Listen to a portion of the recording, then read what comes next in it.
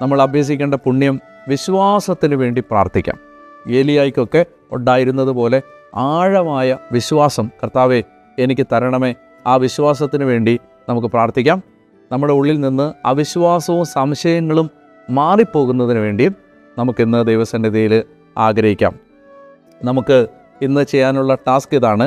ഇത് ഒത്തിരി പേർക്ക് എളുപ്പമായിരിക്കും, ഒത്തിരി പേർക്ക് പാടായിരിക്കും. അതായത് നമ്മൾ ഇപ്പോൾ നിങ്ങൾ 3 നേരം ആണ് ഭക്ഷണം പ്രധാനപ്പെട്ട മീൽസ് കഴിക്കുന്നതെങ്കിൽ ബ്രേക്ക്ഫാസ്റ്റ്, ലഞ്ച്, ഡിന്നർ അങ്ങനെയാണെന്ന് വിചാരിക്കുക. അപ്പോൾ 3 മീലാണ് പ്രധാനമായിട്ട് കഴിക്കുന്നതെങ്കിൽ ഈ മീൽസിനിടയിലുള്ള സ്നാക്സ് എല്ലാം ഒഴിവാക്കുക. എന്ന് വെച്ചാൽ നമ്മൾ അതിനിടയ്ക്ക് വേറെ ഒന്നും കഴിക്കാതിരിക്കുക. രാവിലെ ബ്രേക്ക്ഫാസ്റ്റ് കഴിക്കാം, പിന്നെ ഉച്ചവരെ പിന്നെ ഒന്നും കഴിക്കരുത്. പിന്നെ അത് കഴിഞ്ഞിട്ട് ഉച്ച കഴിഞ്ഞിട്ട് പിന്നെ രാത്രി ഉച്ചയ്ക്ക് ഭക്ഷണം കഴിച്ചാൽ രാത്രി പിന്നെ അത്താഴം കഴിക്കാം. അത് ഉപവസിക്കാത്തവരുടെ കാര്യമാണ് ഞാൻ പറയുന്നത്. ഉപവാസം എടുത്ത് പ്രാർത്ഥിക്കുന്നവർക്ക് അത് പ്രശ്നമില്ല.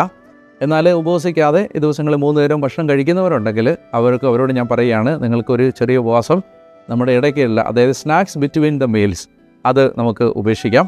പ്രാർത്ഥിക്കേണ്ടത് ലൂക്ക 17:5 അപ്പസ്തോലന്മാർ പ്രാർത്ഥിച്ച പ്രാർത്ഥനയാണ്. കർത്താവേ, ഞങ്ങളുടെ വിശ്വാസം വർദ്ധിപ്പിക്കണമേ എന്ന് നമുക്ക് കർത്താവിനോട് പ്രാർത്ഥിക്കുകയും ചെയ്യാം. ദൈവം നിങ്ങളെ അനുഗ്രഹിക്കട്ടെ. നമുക്ക് അടുത്ത എപ്പിസോഡിൽ വീണ്ടും നിങ്ങളെ കാണുന്നത് വരെയും ദൈവം നിങ്ങളെ ആരോഗ്യത്തിലും കൃപയിലും കാത്തു സൂക്ഷിക്കട്ടെ എന്ന് ഞാൻ പ്രാർത്ഥിക്കുന്നു.